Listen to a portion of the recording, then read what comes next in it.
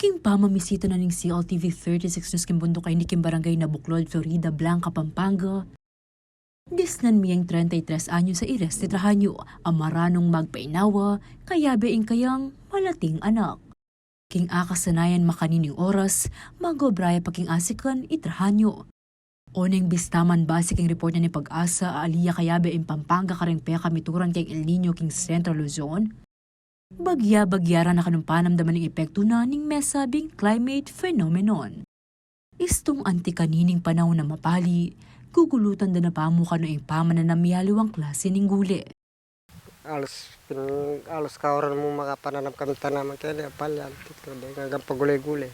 Inyabang milabas ing kabiyayan king patingapon, titipaya itrahanyo king kapatagan at kabalenan para makipagobrang aldawan.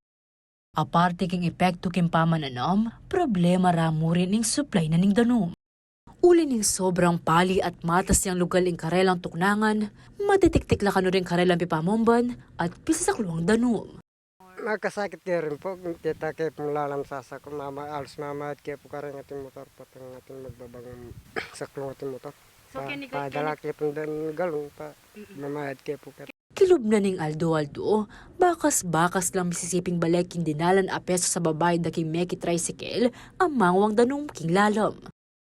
Aparte kanini, mamayad lang mo namang 5 pesos balang lulanan king meki bandi king karelang pipanyak luwang nawasa.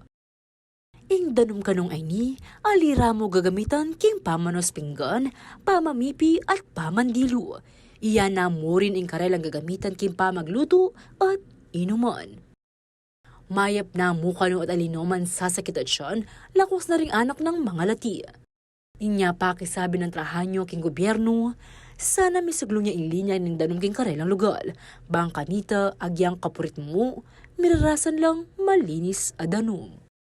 Antita, bangay kayo magkasakit. Makalupa na po niya, malapit niya po yung ka, dapat suglungan niya po yung nakas papunta kayo ni Babo. Bawat sityo at metong naman sa grip. Ako, ingke kayong talasuyo, liya na kanilaw, ating pusong makabalin.